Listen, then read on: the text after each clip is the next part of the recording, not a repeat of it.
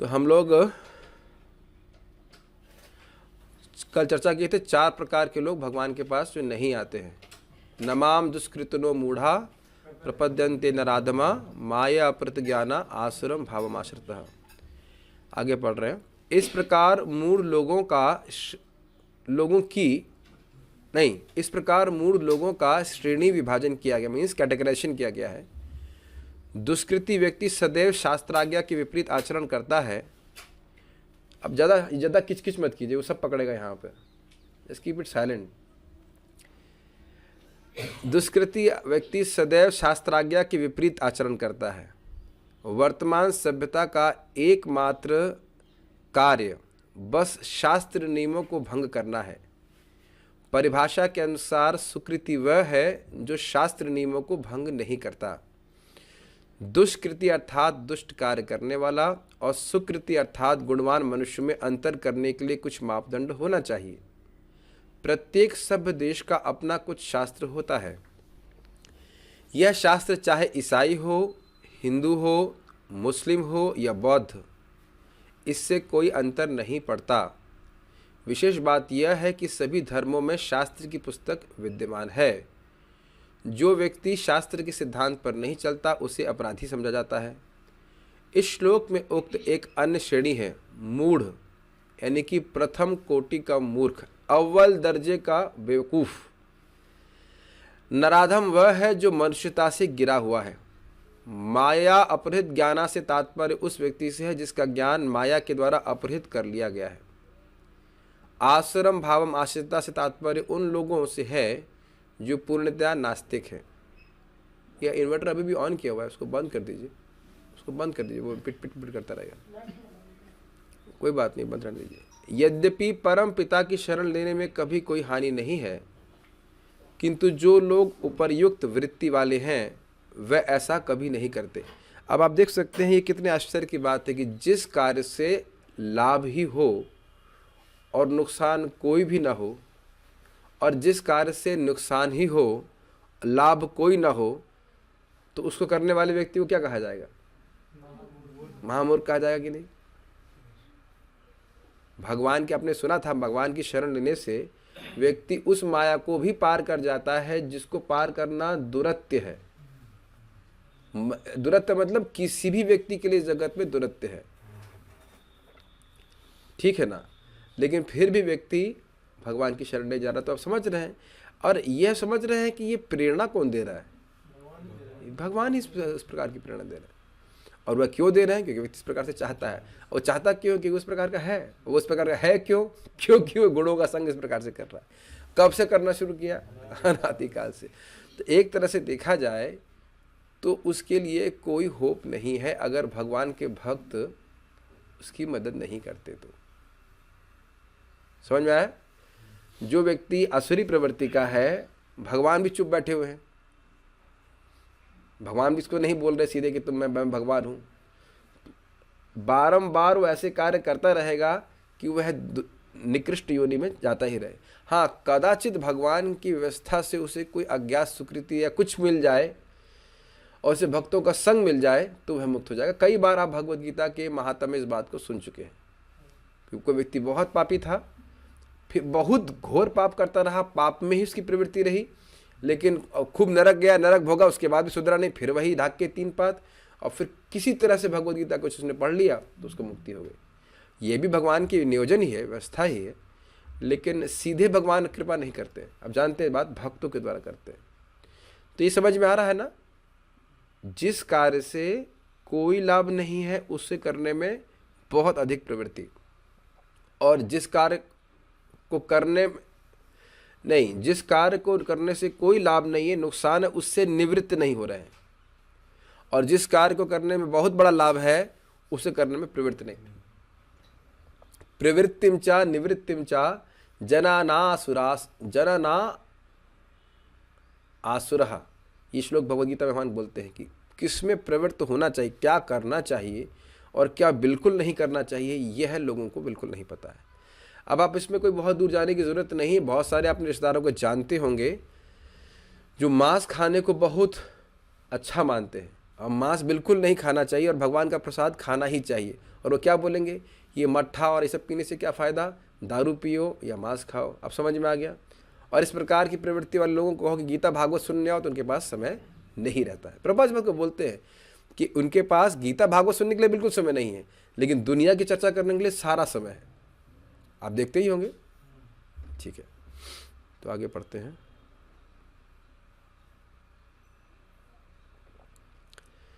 फलतः वे परम पिता के सेवकों द्वारा निरंतर दंडित किए जाते हैं।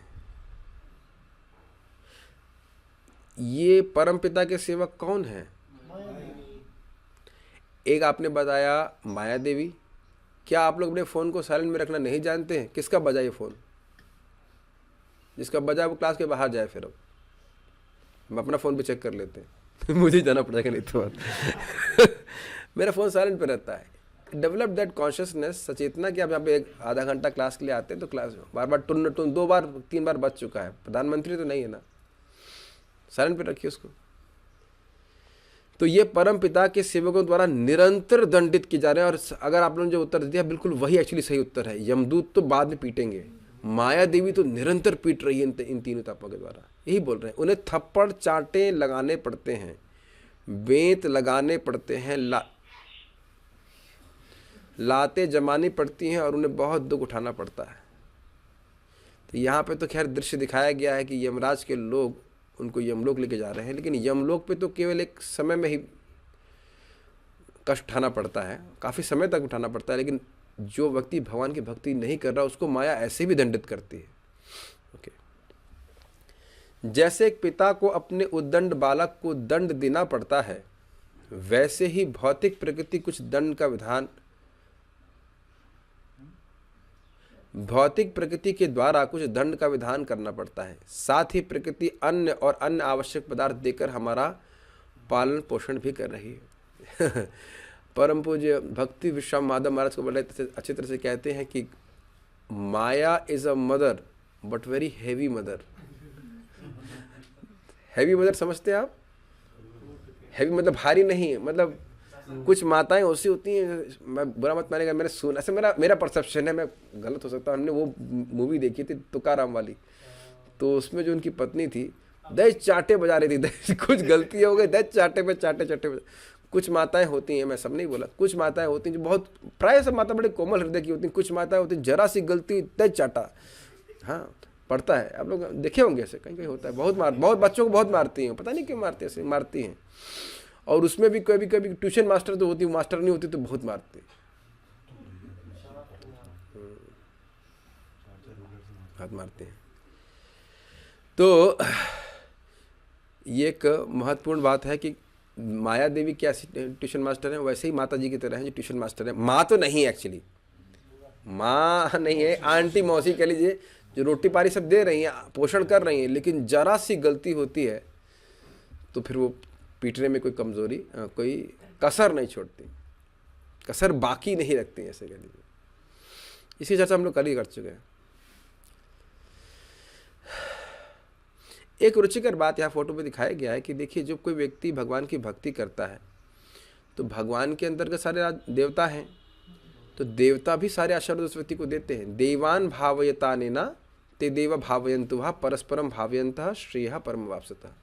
तो भगवान जैसा चाह रहे हैं, कैसा चाह रहे हैं? यज्ञमय जीवन जिसमें हमारे कर्म भगवान को समर्पित हो, वो अगर भगवान को दिया जाता है तो भगवान की तरफ से आशीर्वाद मिलता है और रिलेटिवली भी इस जगत में व्यक्ति कम दुख भोगता है। देखिए, आप लोग आप अनुभव अपना स्वयं कर रहे होंगे कि आप सभी लोग प्राय सब 16 माला जप कर लिए, भगवान का प्रसाद पा रहे हैं, बाकी आप कुछ अनुभव करें ना करें, शांति का अनुभव करते हैं कि नहीं?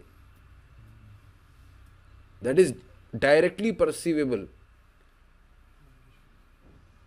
जो कि व्यक्ति कितना कितना पैसा खर्च कर रहा नहीं प्राप्त हो रही, क्या ये एक बहुत बड़ा सुख है कि नहीं? Is it not? क्या ये दुख नहीं है कि कामना आ रही है, ग्लानि आ रही है कि हमको ये प्राप्त नहीं हुआ, वो प्राप्त नहीं हुआ? देखिए, मैं बात ऐसे बोल रहा हूं जो कि अनुभूत है, तो आपको यस और नो में कुछ उत्तर देना पड़ेगा और आपकी बात माइक पकड़ेगा। यस और नो? Is it not? कभी कभी लोग कहते हैं कि हरे कृष्ण मंत्र कार्य कर रहा है नहीं कर रहा है, कैसे मालूम चल रहा है? आप प्रैक्टिकल अपने जीवन में देखो कि हम शांति अनुभव कर रहे हैं, जो इंद्रियों का खिंचाव है पहले से बहुत कम हो गया है और सहज रूप से कम हो गया है कि नहीं? मैं नहीं समझ रहा हूँ कि 9 बजे कोई व्यक्ति सोच रहा था कि हम कौन से होटल में जाएंगे आज। मुझे लगता है आप में से किसी के हृदय में कभी इच्छा नहीं आई होगी कि आज संडे है तो मैं किसी होटल में जाऊँ। आज तक आई कभी? आप सब लोग यंग ही तो हैं, इज इट नॉट? अच्छा, मैं भक्ति की पहले वाली बात करूँ तो मैं समझता हूँ हफ्ते में 2-3 दिन तो जरूर इच्छा आती थी कि होटल में खाएं। Is it not? भाई पैसे वाले लोग हैं सब, इज इट नॉट?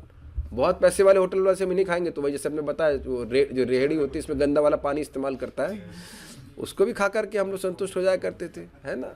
इधर छलाव संतुष्ट हो, जैसे भी जिस प्रकार से भी खाना मिल जाए उससे संतुष्ट रह जाना चाहिए, चाहे वो गंदा पानी में हो चाहे नाक पोंछ के बना रहा हो, जैसे भी है। लोग अपनी लीला भूल गए, सब करते थे कि नहीं करते थे? 10-10, 12-12 किलोमीटर जाकर के खाते थे गोलगप्पे इत्यादि इत्यादि। तो अब देखिए कितना बड़ा दर्शन समाप्त हो गया। क्या ये दुख नहीं है माया के द्वारा दिया? जरा बताइए, ये चाहिए वो चाहिए ये करना। तो आप देख रहे हैं कि जो भगवान की भक्ति यहाँ पर भी कर रहा है वह भौतिक रूप से भी वह शांत और सुखी जीवन अनुभव कर रहा है, उतना माया नहीं परेशान करती। ये दोनों प्रक्रियाएं साथ साथ चल रही हैं क्योंकि हम सबसे अधिक धनवान पिता के पुत्र हैं और यद्यपि हम कृष्ण की शरण नहीं लेते तब भी वे हम पर कृपा करते हैं। ये दोनों प्रक्रिया समझ में आ रहा है? माया के द्वारा हमको अपने जीवन के संसाधन प्राप्त करवाना और साथ साथ पिटाई भी करना। हॉस्टल में पीटते तो नहीं है, जेल में होता है। जेल का उदाहरण दिया जा रहा है कि जेल में खाना भी जेल वाले देते हैं और पिटाई भी करते हैं। I am not seeing Phalgun here, anyways शाम को आते शायद फाल्गुन आता है, शाम किचन में सिमा, ठीक है, हाँ ठीक है। तो जेल में हम लोग एक बार जेल में प्रीचिंग करने गए थे तो जेल के बाहर लिखा हुआ था, मैं समझ रहा था भरतपुर की ही जेल थी या अब शायद बीकानेर की रहेगी, मैं याद नहीं आ रहा। उसमें लिखा हुआ है कि शायद कहीं कहीं जानबूझ करके खाने पे भी रेस्ट्रिक्शन लगाया जाए, किसी कैदी को सजा देने के लिए जानबूझ करके खाना भी कम दिया जाए।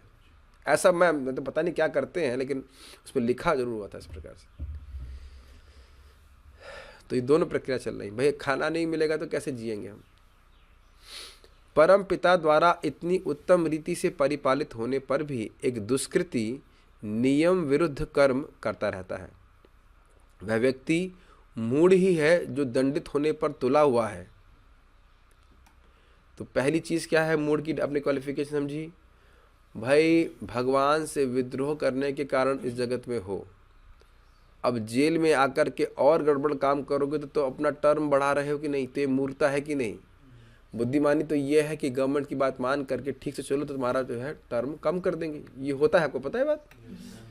उसमें क्या करते हैं कि मान लो जैसे अच्छा बर्ताव किया, हम जान रहे थे एक व्यक्ति को, वो 32 मारा जब करने लग गया था जेल में, तो उसका बर्ताव अच्छा हो गया, मर्डर का उसका आरोप था तो उसको छोड़ दिया गया। बस को ये करना पड़ता था कि हर शाम को या सुबह आकर एक बार रिपोर्ट करना होता था। तो कहीं बहुत दूर नहीं जा सकता है वो, लेकिन भरतपुर में रहेगा भरतपुर में, बाहर रहेगा, लेकिन वो रिपोर्ट कर सकता है, रिपोर्ट करना होगा रोज उसको। तो कुछ समय के लिए बाद उसका तब देखेंगे वो भी ठीक है तो फिर वो उसको फ्री करते होंगे। तो ये चीज़ रहती साधना भक्ति नियम से। नहीं ये साधना भक्ति नहीं, जस्ट मजाक कर रहा था। तो मूड की डेफिनेशन समझ में आई? क्यों मूड कह रहे हैं बताइए? आपकी आवाज पकड़ में आएगी, बोलिए। सजा मिली है कि गलत काम किया, अब उसके बाद फिर वही काम कर रहे हो जिस तुम्हारा बढ़ जाए। भाई मान लीजिए कोई जेल में जाए, वहाँ झगड़ा करे, मारपीट करे, तो फिर उसकी टर्न बढ़ जाएगा, ठीक है। दूसरा क्या है?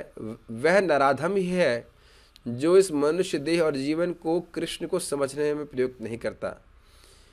यदि कोई मानव अपने इस जीवन का उपयोग अपने वास्तविक पिता के साथ संबंध को पुनः जागृत करने में नहीं करता तो उसे मनुष्यता से गिरा हुआ समझना चाहिए। शब्द क्या है? नर अधम, गिरा हुआ।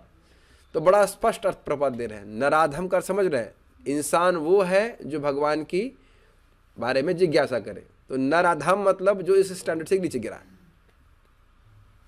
मूर्ख तो बड़ा समझ में आ गया। नराधम मतलब जो इंसान का स्टैंडर्ड है वह धर्म, कम से कम पहले धर्म जिज्ञासा करे और फिर ब्रह्म जिज्ञासा करे, उससे जो नीचे गिरा हुआ वो नराधम है। अब आप ये देख सकते हैं कि जगत में प्राय हम सभी लोग नराधम की कैटेगरी में आएंगे, इज इट नॉट? दूसरी तरफ आप देखेंगे कि ये इसके पीछे भी गलती शिक्षा प्रणाली की। अगर बचपन से ही आपको इसे पढ़ाया जा रहा, तो मान लो यही पुस्तक पढ़ाते, तो कौन बच्चा यहाँ उपस्थित है जो ना समझ पाता? एक व्यक्ति हाथ खड़ा कर दीजिए, इतने बुद्धू हैं क्या हम लोग? अक्षर प्रभु बताओ, अगर आपको बचपन से मान लो लेट से 4th 5th से ये पुस्तक पढ़ाते तो बिल्कुल नहीं समझ में आती, इज इट नॉट? इसमें आपकी क्या गलती है? आप मेरी बात समझ रहे हैं? और आपके पिता माता को बताइए, हम लोग आप लोग को नहीं समझ में आता, 6ठी क्लास में आप बात नहीं समझ पाते। प्रभुपाद जी का ग्रंथ तो उस वक्त भी अवेलेबल था, ये तो बहुत नई किताबें थोड़ी ना है। अगर इस समय हमको बताया जाता तो हम समझ जाते। देखिए एक बात ध्यान रखिएगा, वैदिक शास्त्र इम्प्रैक्टिकल नहीं है। ये नहीं कह रहे कि आप शादी नहीं कर सकते हैं या व्यापार नहीं कर सकते, ये कभी नहीं बोल रहे। लेकिन आप एकदम धर्म छोड़ करके करने के लिए नहीं बोल रहे। जो व्यक्ति धर्म छोड़ के करेगा उसको बहुत दुख प्राप्त होगा। अब बता दीजिए, नहीं तो भगवान बोल रहे चातुर्वर्ण्यम मया सृष्टम गुण कर्म विभागशः, है कि नहीं? गृहस्थ वानप्रस्थ ब्रह्मचारी गृहस्थ वानप्रस्थ सन्यासी, बहुत साइंटिफिक सिस्टम है। एकदम से कोई व्यक्ति से सब बिना शादीशुदा रह लेंगे, लेकिन धर्म छोड़कर रहने को तो नहीं बोल रहे ना, है कि नहीं? बहुत अच्छी बात है। तो प्रभुपाद नराधम की डेफिनेशन क्या बोल रहे हैं, समझ में आ रहा है आप लोगों को? जो इंसान का स्टैंडर्ड है उससे जो नीचे गिरा हुआ है। पशु वर्ग केवल आहार, निद्रा, आत्मरक्षा तथा मैथुन में संलग्न रहकर मर जाता है। वे उच्चतर चेतना से लाभ नहीं लेते, क्योंकि यह निम्न प्रकार की जीव योनियों में संभव ही नहीं है। यदि एक मनुष्य पशु जाति के कर्मों में लिप्त रहे और अपनी योग्यता का उपयोग उच्चतर चेतना को जागृत करने में ना करे, तो वह मनुष्य के मानदंड से गिरकर आगामी जीवन में पशु शरीर धारण करने को ही अभिशप्त हो जाता है। बहुत सुंदर ही फोटो बनाया गया, देखिए दिखा रहा है कि इस प्रकार से कोई व्यक्ति भगवान का अर्चन यहाँ कर रहा है, आगे जाके भगवान के संग रहेगा, है ना? ये दिखा रहे हैं। कोई व्यक्ति दूसरे वाले में दिखा रहा है कि कोई व्यक्ति दान पुण्य कर रहा है तो आगे जाके उस स्वर्ग में अप्सराओं के संग नृत्य करेगा। अब कोई व्यक्ति यहाँ मांस मूस कुछ भी खा रहा है तो आ जाकर सूर बनेगा, गलत कार्य कर रहा है तो कुत्ता बनेगा। जो भी बोले, ये एक एग्जाम्पल दी जा रहा है, ऐसा नहीं कि अब ये गलत कार्य कर रहा है तो कुत्ता ही बनेगा। बहुत सारे इसके वेरिएशंस हो सकते हैं, छिपकली, बंदर, कुत्ता, जो भी कुछ बनना चाहे। और आप देखेंगे कि कई बार लोग ऐसा बोलते हैं, भाई हम मतलब खाने पीने में भेद नहीं करते।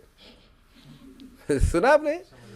हम खाने पीने वाले हैं और हम इसमें भेद नहीं करते, ये सही है नहीं है।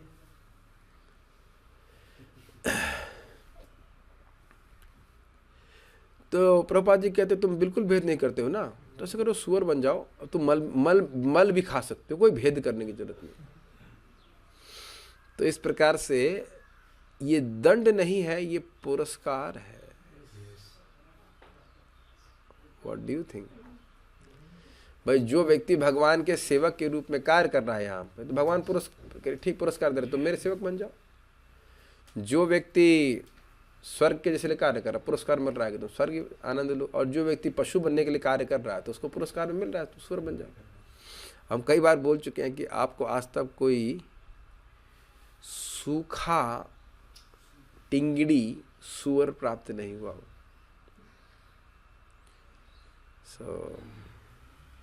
कारण क्या है? वो मल खा के भी पूरी तरह संतुष्ट है। आप सोच लीजिए कि चेतना कितनी निम्न हो सकती है किसी जीव की।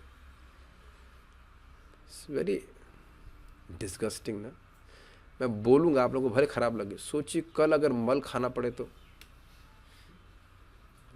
कपड़ों जी क्या प्रसाद के बाद ही तो बोल रहे हैं, बट इज नॉट डिस्गस्टिंग?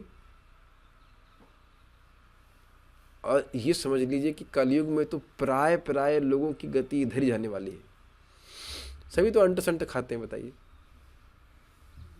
कितना बड़ा दुर्भाग्य है, कितना बड़ा दुर्भाग्य। और ये सोचिए कि माता पिता खुद ही अपने बच्चों को ले जाकर मांस मुर्गा सब खिला रहे हैं।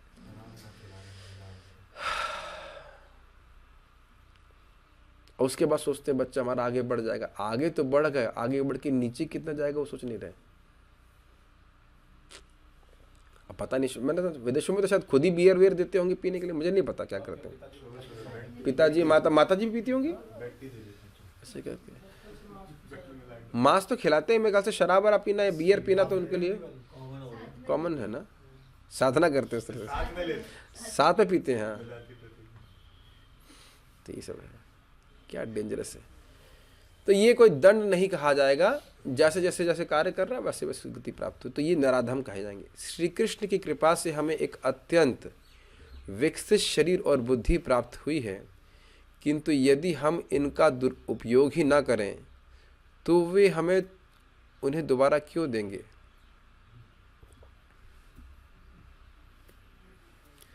कितना गंभीर स्टेटमेंट है। आप लोगों को पता है नहीं, भागवत में कहा गया है भगवान ने सभी जीवों की सृष्टि करी, और जब उन्होंने इंसान की सृष्टि करी तो भगवान बहुत खुश हुए। क्यों? क्योंकि अब भगवान की, एक मिनट, भगवान की इच्छा क्या है समझना होगा। भगवान की इच्छा है कि हम उनकी प्राप्ति करें, उनके धाम को वापस आ जाएं, और मनुष्य का शरीर अत्यंत अनुकूल है। शिवजी का शब्द है कि कोई 100 जन्म तक अपने नियमों का पालन करता है तो ब्रह्मलोक प्राप्त करता है। ऐसे बहुत सारे नियम बता रहे हैं। भगवान के भक्ति करके व्यक्ति एक ही जन्म में हमेशा हमेशा के लिए सारी समस्या का समाधान करके भगवान के पास चला सकता है। आप लोग इसको सुन तो कई बार चुके हैं, जब आप उसको थोड़ा सा भी इस लाइन पे मनन करेंगे तब समझ में आएगा कि हमारे पास कितना बड़ा उपहार है। आप देख रहे हैं कि हम यहाँ कितनी सूक्ष्म बातों की चर्चा कर रहे हैं जो सामान्य इंसानों को भी समझ में नहीं आएंगी। सामान्य इंसान की बात समझ रहा हूँ मैं, ये हो सकते हो GM DGM हो, लेकिन उनको ये बात बिल्कुल समझ में नहीं आएगी। हम लोग कई बार देखते हैं कि लोग जो भौतिकतावादी लोग हैं, मान लो क्लास में आ भी गया, वैसे बोलेगा हाँ हाँ हाँ हाँ, असल में बहुत समझ में आ रहा है, उसे कुछ नहीं समझ में आ रहा होता। अगर आप पूछ लीजिए कि क्या बोला गया है, उसके सब ऊपर से जा रहा होता है, जबकि सेम में केवल हिंदी है, कोई संस्कृत तो हम खास नहीं बोल रहे हैं। आप मेरी बात समझ पा रहे हैं? सटल परसेप्शन वो गायब रहता है लोगों के, गुणों के द्वारा आच्छादित रहता है। तो आप देख सकते हैं कि विकसित शरीर किस अर्थ में, देखने, छूने, खाने पीने में तो खास कोई विकास नहीं, क्योंकि वो अन्य योनि में अधिक कर सकते हैं। भगवान की प्राप्ति करने के लिए, भगवान की बात समझने के लिए, इसीलिए तो बोला जा रहा था तो ब्रह्म जिज्ञासा। अथ मतलब ना हो, इसको एक और अर्थ ले सकते हैं, तस्मात, इसलिए। किस लिए? क्योंकि मुझे मानव जीवन मिला है, इसलिए अब मैं ब्रह्म जिज्ञासा करूंगा, भगवान के बारे में जिज्ञासा करूंगा। तो इसी जीवन में देख लीजिए ना, हमने कितना जीवन व्यर्थ जिज्ञासा में बिताया है। अब हमें विचार करना चाहिए, और इसको बड़ा सिंपल शब्दों में अर्थ, अगर हम अपने अर्थ में, कैसे मैं भक्ति में प्रगति करूं और कैसे भक्ति में आने वाले अपराधों या अवरोधों से मैं बच सकूं। बैठ करके हम ब्रह्म चिंतन नहीं करते हैं, ऐसे निर्विशेष ब्रह्म क्या है, वो नहीं चिंतन है हमारे लिए। ब्रह्म जिज्ञासा बहुत सिंपल अर्थ है, कैसे हम भक्ति में आगे प्रगति कर सके और भक्ति में जो प्रतिकूल है उसको हम अवॉइड कर सकें। बेसिकली पॉइंट क्या है, भक्ति में प्रगति कैसे कर सकें, बस मेन बात तो ये है। उसके लिए अनुकूल को ग्रहण करें, प्रतिकूल को छोड़ते चले जाएं। ये मेरे शब्द नहीं है, चतुश्लोकी भागवत में आप देखेंगे, यत्स्यात् सर्वत्र सर्वदा, हर जगह हर समय यही जिज्ञासा करनी चाहिए। अन्वय व्यतिरेकाभ्याम यत्स्यात् सर्वत्र सर्वदा, अन्वय मतलब सीधे भक्ति में कैसे प्रगति होगी, और व्यतिरेक इसमें हमारा ह्रास कैसे नहीं होगा, इस दो की जिज्ञासा करिए। ये एक बुद्धिमान व्यक्ति का लक्षण समझ में आ रहा है। और वैसे करते जाएंगे तो आगे बढ़ते चले जाएंगे भक्ति में। यही जीवन का उद्देश्य है, भगवान को प्राप्त करना। अब प्रभुपाद बहुत सुंदर बात बोल रहे हैं, ये अपने जीवन में घटित कीजिए। सिंपल सी बात है। आपके पास आईफोन है, दीजिए, एक मिनट, घबराइए मत, कुछ नहीं करूँगा। अभी आईफोन मान लीजिए 10 रुपये 20 रुपये का है, क्या रेट है आजकल? 55,000 रुपये का उन्होंने वो फ़ोन दिया। प्रभु जी आपको हम बहुत प्रेम करते हैं और ये फ़ोन दे रहे हैं, ऐसे मैं बोल रहा हूँ ड्रामा, तो इतना प्रेम नहीं करते हैं। अब मैं उसको से फेंक दूँ, तो खाली ड्रामा करूँगा तो हुनर हृदय में क्या कर रहे हैं, ये पानी में डाल दूँ, ये मैं सोच रहा हूँ इससे तो फ्यूल कम हो रहा है, डिबुट्टी किचन में थोड़ा सा मैं अग्नि में झोंक दूँ। तो अब मेरे ख्याल से रामकृष्ण प्रभु कम से कम 100 बार सोचेंगे, या कभी भी भाई इनको नहीं देना, सभी को देंगे, इनको नहीं दूंगा। गलत तो नहीं बोल रहे हैं, है कि नहीं? तो यही बात प्रभुपाद जी कह रहे हैं। और बड़ा सुंदर महाराज पे कहा करते हैं कुछ लोग कहते हैं भगवान जब हम पर कृपा करेंगे तब हम भजन करेंगे। तो महाराज कहते हैं क्या भगवान अब आपको चिट्ठी लिखेंगे कि भजन करना शुरू कर दीजिए। भगवान ने कृपा नहीं करी है कि इंसान का शरीर दिया है, तुमको हरे कृष्ण मंत्र बता रहे हैं, सब कुछ पता चल रहा है शास्त्र से, और फिर भी भजन नहीं करो तो आलसी नंबर 1 हो तुम। And don't think that this opportunity will last for long. ये बहुत अच्छी बात प्रभुपाद जी कह रहे हैं। और कभी थोड़ा विचार कीजिए, नीचे गया, मान लो लेट्स सपोज इंसान का जो है वो एक लेवल नंबर 1 है और 10 पॉइंट नीचे चला गया वो, जस्ट फॉर एग्जाम्पल ये मान लीजिए कि 10 पॉइंट समझ रहे, 10 योनि नीचे चला गया। अब उसको 10 जन्म लेने पड़ेंगे, तो 10वीं बार तो माँ के घर में बैठना पड़ेगा कि नहीं? कितना बड़ा कष्ट है। फिर वही उस योनि के जन्म मृत्यु जरा व्याधि को भोगना पड़ेगा, यद्यपि हो सकता हो कि वो कम जीता हो। मेरी बात समझ में आ रही है? बंदर शायद समझता 10-12 साल जीता है, लेकिन 10-12 साल का एक्सपीरियंस वैसा ही है जैसा आपका 100 साल का एक्सपीरियंस है। तो वो 10 बार और भोगना नहीं पड़ेगा। तो ये बहुत बड़ी बात है, बहुत बड़ी विचारणीय बात है कि हम लोगों को अपने अच्छा, दूसरा चीज, यदि हमने थोड़ा सा भी मनुष्य जीवन का उपयोग मनुष्य की तरह किया भक्ति करी है, कितना भगवान प्रसन्न होंगे बताइए। तो कुछ इसीलिए भगवान कहते हैं गलती भी हो जाए, वो भ्रष्ट भी हो जाए, फिर भी उसको मनुष्य जीवन तो प्राप्त ही होगा। और पूर्वाभ्यास ही न तेने बा, फिर अपने पूर्वाभ्यास से फिर भक्ति में आएगा। ठीक है, तो we are in a very safe path और उस पर विचार करना चाहिए। और इस साथ साथ हम तो बचे ही है, दूसरों की मदद करने में जरूर लगना चाहिए। किसी तरह से वो हरे कृष्ण मंत्र करें, 2 माला 4 माला कैसे करें, तो भगवान उससे भगवान का आशीर्वाद होगा, फिर वो सिक्योर जगह पे है। हम जानते हैं, हम आगरा कार्यक्रम करने जाते थे, एक व्यक्ति थे वो 35 साल के थे तब, आज से 4 या 5 साल पहले की बात है। तो कुछ दिन बाद मान चलो मर गए, लेकिन जो भी उसने कई दिन 16 माला जप किया है, तो निश्चित बात है कि उसको इंसान का शरीर प्राप्त हुआ। ठीक है, ये बहुत अच्छी बात। भगवान क्यों देंगे? जब उपयोग नहीं कर रहे हो ठीक से, तो तुम जो करना चाहते हो पर उसके लिए वैसा शरीर प्राप्त करो। हमें समझ लेना चाहिए कि यह मनुष्य शरीर कई लाख वर्षों के विकास क्रम की देन है, और ये अपने आप में जन्म मृत्यु के चक्र से, जिसमें कितना 80 लाख से अधिक योनियां हैं, छूटने का एक सुखद अवसर है। यह अवसर श्री कृष्ण की कृपा से दिया गया है। यदि हम इस अवसर को ना लें तो क्या हम अधम नहीं हैं, लोवेस्ट ऑफ द लो नहीं हैं? कोई किसी विश्वविद्यालय में उपाधि प्राप्त कर सकता है, MA मतलब मन में अहंकार, PhD मतलब परमानेंट हेड डैमेज इत्यादि, परंतु यह माया शक्ति इस भौतिक ज्ञान को हर लेती। उसी तरह उसी के अनुरूप मैंने व्याख्या करी आपको। जो वास्तव में बुद्धिमान है वह अपनी बुद्धि को ये जानने में लगाएगा कि वह कौन है, भगवान कौन है, भौतिक प्रकृति क्या है, वह भौतिक जगत में क्यों कष्ट भोग रहा है और इस कष्ट का उपाय क्या है। एक बात मैं ज़रूर कहना चाहूँगा कि हम कई बार इस बात को बोल चुके हैं, फिर बोल रहा हूँ यहाँ पे, कि हम लोग बहुत सारी बातें जानना चाहते हैं और बहुत सारी बातें जानते हैं, लेकिन इस बात से हमें कोई भी असुविधा अनुभव नहीं होती कि हम अपने को नहीं जानते। Even now we don't really know who we are. तो ये विचारने बात, कम से कम हम लोग पथ पे तो हैं, हमको ये तो पता है कि किस तरह से हम अपने स्वरूप को प्रकाशित कर सकते हैं।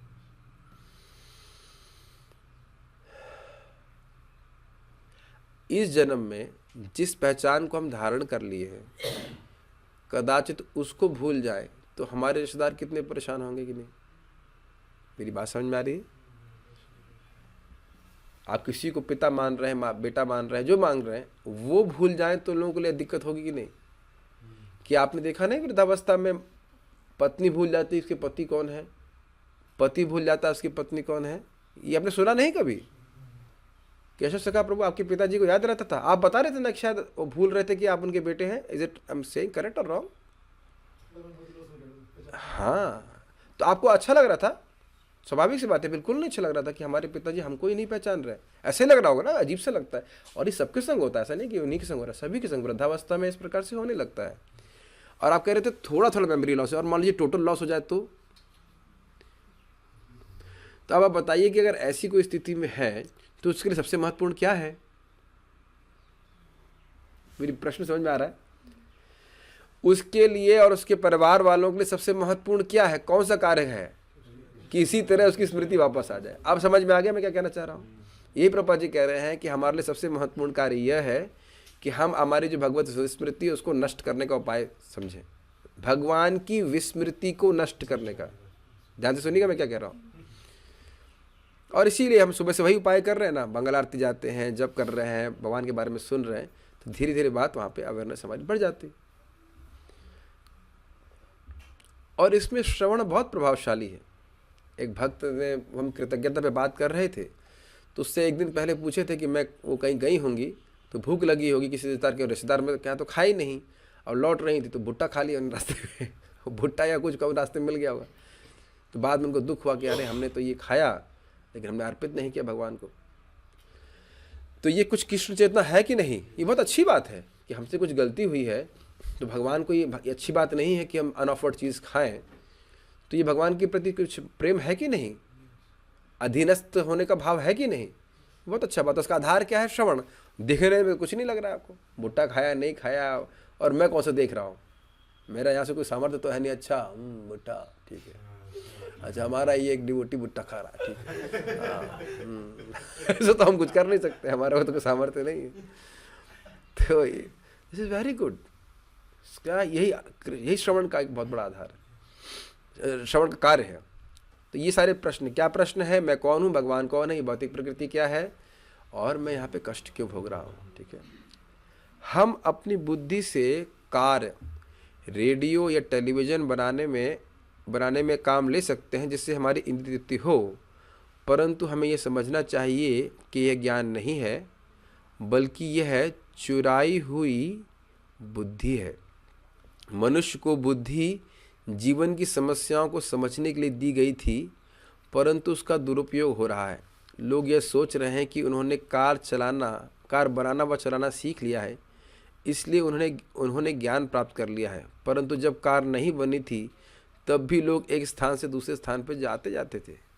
सिर्फ उस सुविधा को और अच्छा कर दिया गया है, परंतु उस सुविधा के साथ अतिरिक्त समस्याएं भी आ गई हैं, जैसे कि हवा प्रदूषण तथा रास्तों का खचाखच भरे होना। और हाँ, ये कितना सुंदर फोटो बनाया गया है, वेरी नाइस। क्या है? कार का धुआं है, फैक्ट्री का धुआं निकला है, बादल की तरह बन गया है। Stop stop stop, air pollution हो रहा है, और भविष्य को एकदम आरी चला दे रहे उसके ऊपर। बहुत अच्छा फोटो है, वेरी गुड। यह माया है। हम कुछ सुविधाएं बना रहे हैं, लेकिन वह सुविधाएं खुद बाद में अनेक समस्याएं पैदा करती हैं। हमारी शक्ति को इतनी सारी सुविधाओं और आधुनिक सुख साधन को पाने में लगाने के बजाय हमें अपनी बुद्धि को यह समझने में लगाना चाहिए कि हम कौन और क्या हैं। हम कष्ट भोगना नहीं चाहते, परंतु हमें समझना चाहिए कि ये कष्ट हमारे ऊपर क्यों थोपे जा रहे हैं। इस तथाकथित ज्ञान से हम सिर्फ परमाणु बम बनाने में सफल हुए हैं, इससे केवल हिंसा की क्रिया ही तीव्र हुई है। बहुत सुंदर बात प्रभुपाद जी कह रहे हैं कि लोग तो पहले ही मर रहे थे, जिंदा कौन ऐसे निकल के जा रहा था? लोग तो पहले ही मर रहे थे, तुमने मरने की प्रक्रिया को तेज कर दिया। तो ये कौन सा एडवांसमेंट हुआ? और ये हम शायद अब भक्त लोग जानते ही होंगे कि इंग्लैंड में कहीं, इंग्लैंड की बात बता रहे थे कि इंग्लैंड में जब कार नहीं बनी थी तो इधर से उधर जाने की एवरेज स्पीड थी 10 किलोमीटर प्रति घंटा। लेकिन बहुत बड़ी समस्या है। क्या समस्या है? घोड़ा जगह जगह वो टॉयलेट कर देता है, तो बहुत बीमारी फैल जाती है, जो भी गंदगी हो जाती है। और उन्होंने कारें बनवा दी, और कार बनवाने के बाद एवरेज स्पीड कितनी है? 10 किलोमीटर प्रति घंटा।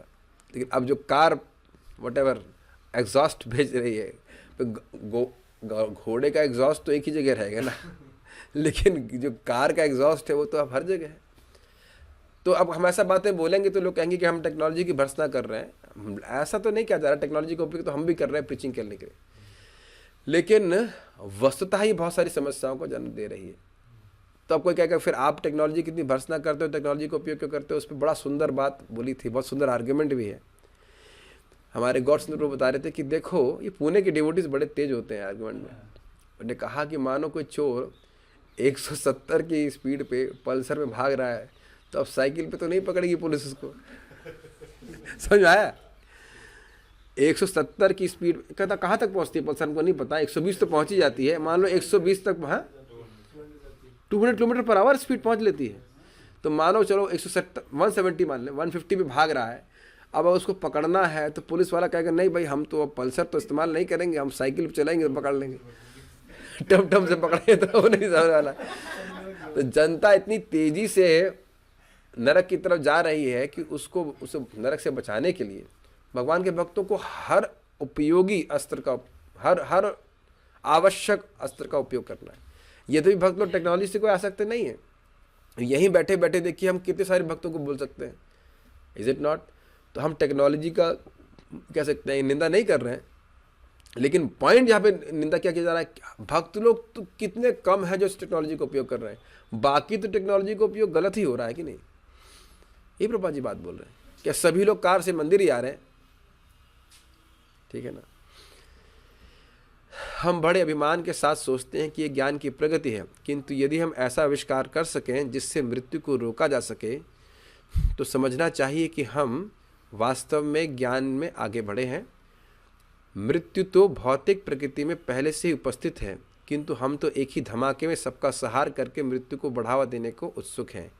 यही माया अपहृत ज्ञान अर्थात माया के द्वारा अपहृत ज्ञान कहलाता है। समझ में आई बात? सोच रहा है कि मैं प्रगति कर रहा हूँ लेकिन प्रगति बिल्कुल नहीं हो। जैसे समझ लीजिए उदाहरण से, आपने देखा होगा ट्रेडमिल, समझते हैं ट्रेडमिल, भागते हैं लोग, तो मानो वो 1 घंटा भागे तो कितना आगे चले जाते हैं? वहीं रहते हैं, बस खाली नंबर आता रहता है उसमें, आप 5 किलोमीटर भाग लिए या 10 किलोमीटर भाग लिए। उसी प्रकार से स्टैटिस्टिक्स बन रहा है, हम ये कर लिए, हम वो कर लिए, लेकिन जो मूल समस्या है उसका निदान नहीं हुआ। और आपने देखा होगा कि यहाँ भी आप किसी वैद्य से इलाज कराने जाइए, आपका मान लो जुखाम के इलाज के लिए फॉर एग्जाम्पल आप गए, जुखाम ठीक नहीं हुआ, आपके बाल सफ़ेद थे वो काले हो गए, ये हो गया वो हो गया, लेकिन जुखाम नहीं जा रहा, तब भी संतुष्ट रहेंगे उससे? मेरी बात समझ में आ रही है? जिस मूल बीमारी की वजह के लिए हम दवा लेने के लिए जा रहे हैं वो नहीं हो रहा है और इधर उधर की बातें कोई कर रहा है, तो कब तक संतुष्ट रहेंगे आप? बाकी जो हो लेकिन पहले बताओ तुम्हारी मूल बीमारी सही कर रहे हो कि नहीं कर रहे हो? Is it not? होता है हर जगह, यही तो सब सोचते हैं। तो मूल बीमारी क्या है? बार बार जन्म लेना, उसका सोल्यूशन कुछ है नहीं, और लीपा पोती कर रहे हैं। लीपा पोती समझते हैं, घुमा फिरा के बातें करना। कभी देखा होगा आपने, किसी को उत्तर नहीं पता है तो घुमा फिरा के बात करता है, ये है वो है ऐसा है वैसा है। जो प्रश्न पूछा है उसका तो उत्तर दो, तुम लीपा पोती मत करो। इसे इंग्लिश में कहते हैं बीटिंग अराउंड द बुश। और आप लोगों को ये लग रहा होगा यह तो प्रश्न ही नहीं उठाया जा रहा, उत्तर की बात छोड़ दीजिए।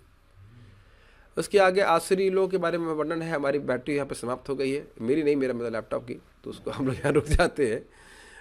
Will had at least some discussion, so we'll think about. हमने आज ये चीज़ सीखी, नराधम कौन है, हम मूर्ख कौन है जो बारंबार गलत कार्य कर रहा है ताकि दोबारा जगत में आए। नराधम ये सीखा जो मनुष्य के स्टैंडर्ड से डाउन है, बस आहार निद्रा भय मैथुन में लगा है। और माया अपहृत ज्ञान सीखा जो ज्ञानी तो बहुत है लेकिन उसको समझ में नहीं आ रहा है ज्ञान का हमारा काम नहीं है। जो मुख्य प्रश्न है उसका उत्तर नहीं जानता वो, कि हम कौन है, भगवान कौन है, प्रकृति क्या है, मैं कष्ट क्यों भोग रहा हूँ, उसका कोई उसको ज्ञान नहीं, तो अज्ञान में ही माना जाएगा। कोई कुछ कहना चाह रहे हैं भक्त यहाँ पे?